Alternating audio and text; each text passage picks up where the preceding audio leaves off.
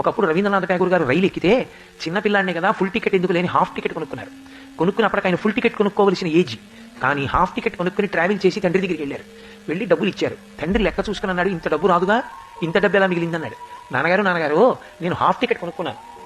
Half ticket కొనుక్కుని ట్రైన్లో నన్ను నీ ఏజ్ ఎంత అని అడిగితే ఏదో 10 ఏళ్ళు అయితే ఫుల్ టికెట్ కొనుక్కోవాలనుకోండి, 11 ఏళ్ళైనా నేను 9 ఏళ్ళు అని చెప్పేశాను. రైల్వే టీటీఈ నన్ను కనిపెట్టలేకపోయాడు. నేను హాఫ్ టికెట్తో ఇంటికి వచ్చేసాను నాన్నగారు, డబ్బులు మిగిలి అన్నాడు. దేవేంద్రనాథ్ ఠాగూర్ ఏమీ మాట్లాడలేదు. ఆయన వెంటనే ఫుల్ టికెట్ కొనుక్కుంటే ఎంత డబ్బు అవుతుందో అది, హాఫ్ టికెట్తో ట్రావెల్ చేసి అబద్ధం చెప్పి వచ్చినందుకు కట్టవలసిన పెనాల్టీ ఎంత ఉంటుందో ఆ డబ్బు కలిపి కొడుకిచ్చి, చాలా తప్పు, ఇవాళ ప్రభుత్వాన్ని మోసం చేసావు హాఫ్ టికెట్ అని, ఇది అలవాటై రేపు పొద్దున్న ఎవరినైనా మోసం చేస్తావు.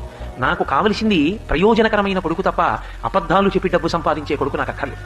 నువ్వు ఈ డబ్బు పట్టుకెళ్ళి రైల్వే వాళ్ళ దగ్గరికి వెళ్ళి నేను హాఫ్ టికెట్ అని చెప్పి ట్రావెల్ చేశానండి, నా ఏజ్ 13 ఏళ్ళు, నేను ఫుల్ టికెట్ కొనుక్కోవాలి, నన్ను క్షమించండి అని చెప్పి ఈ డబ్బు కట్టేసి పెనాల్టీతో కట్టి రిసీట్ తీసుకుని నాకు వచ్చి ఇచ్చేసాయి. రవీంద్రనాథ్ ఠాగూర్ వెళ్ళి రైల్వే స్టేషన్లో చెప్పి డబ్బు ఇచ్చేసి పెనాల్టీతో రసీదు పట్టుకొచ్చి ఇచ్చాడు.